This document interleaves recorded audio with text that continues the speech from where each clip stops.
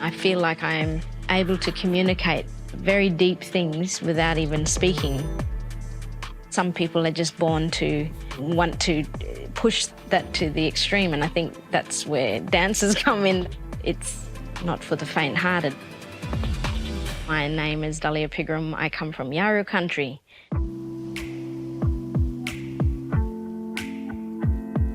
I was born here in Broome, in what Yawuru people know as Rubibi. Being able to grow up here has shaped the kind of performing artist I am and the type of dance and movement that I can create. Being from Broome, our connections to culture are diverse. Not only do I honour my Indigenous heritage, but then I have privilege of being of mixed race with the Malay and Filipino and Irish and English and all kinds of other connections. I was really, really inspired by the storytelling that came from my family and community.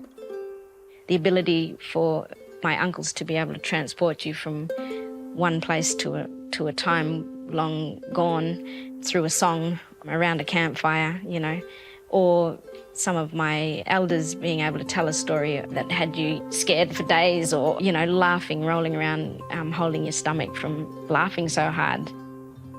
And then loving movement as a form. Any kind of movement that required executing movement in patterns. Malay martial arts of Silat, really basic patterning and forms of that. Even just simple things like walking the reef and climbing sand dunes, all that stuff that you're conditioned actually in the way that you move. I draw on those things all the time, even today.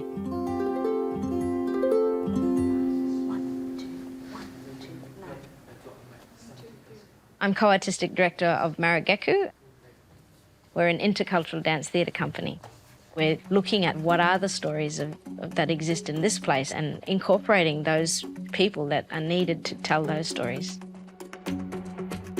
The new story that we're focused on at the moment, Mutiara, it's looking at the honouring of the relationships that were built between the Malay community and the Indigenous communities due to the pearling industry. Broome was exempt from what we all know as the White Australia policy, allowing for those Asian cultures to come and settle here in Broome.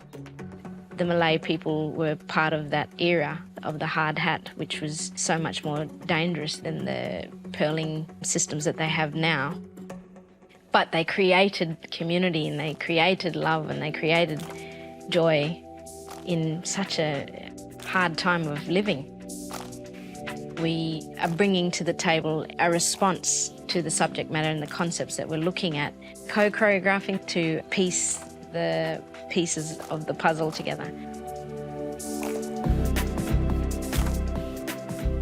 I find that dance and movement to tell story is a much more effective way to shift a viewpoint or enhance or confirm something. Movement for everyone is the first language. I think for me, it's the strongest one, the one that feels much more natural. To win an award for my contribution to dance is quite special. And to be acknowledged by those that I regard as dancers, I feel really honoured.